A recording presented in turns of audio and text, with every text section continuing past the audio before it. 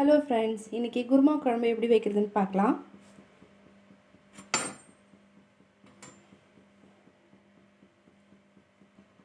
எண்ணெய் காஞ்சிருச்சு. இதில் கொஞ்சம் சோம்பு, 2 பட்டை, 3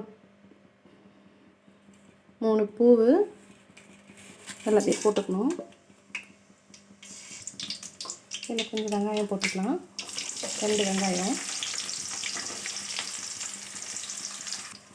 வெங்காயம் வதங்குறதுக்காக கொஞ்சோண்டு உப்பு,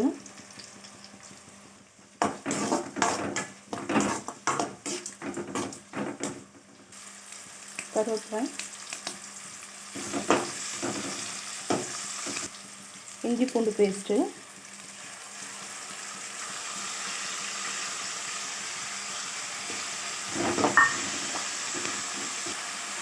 ரெண்டு பச்சை மிளகாய்,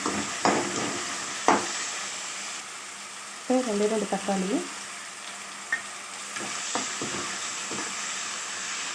நல்லா வதங்கட்டும். இப்போது நம்ம ஒரு வெஜிடபிள்ஸாக ஆட் பண்ணிக்கலாம். கேரட், பீன்ஸு,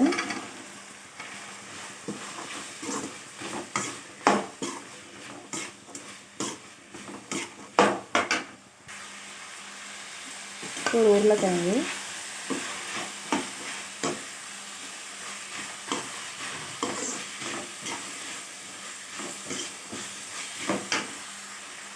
பட்டாணி ஆல்ரெடி நம்ம வேக வச்சு எடுத்து வச்சுருக்கோம், அதையும் இதில் போட்டுக்கலாம்.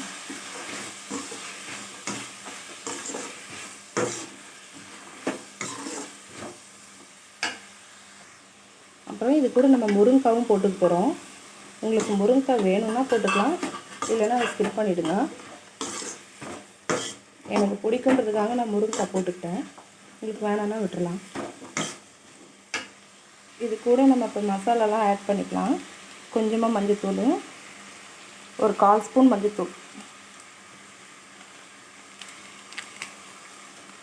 ஒரு 1.5 டேபிள் ஸ்பூனு கரம் மசாலா,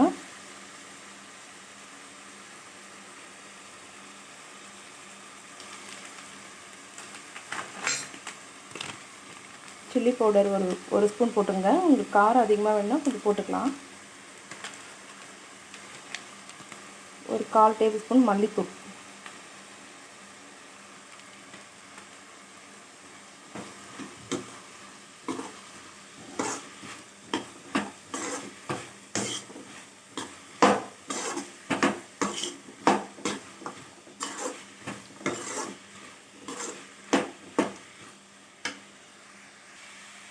தேங்காய் அரைச்சி வச்சுருக்கேன், அது ஊற்றிக்கலாம்.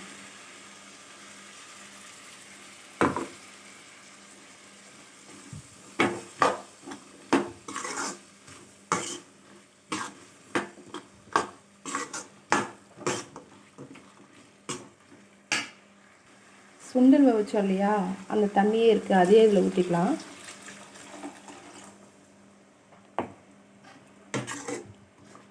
காயெலாம் நல்லா வேகட்டும்.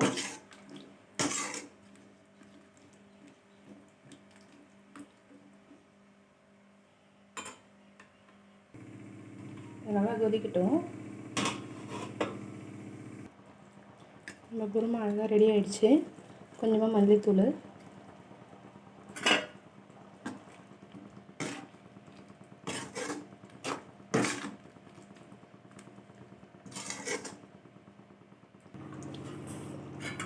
நம்ம குருமா ரெடி ஆகிடுச்சு.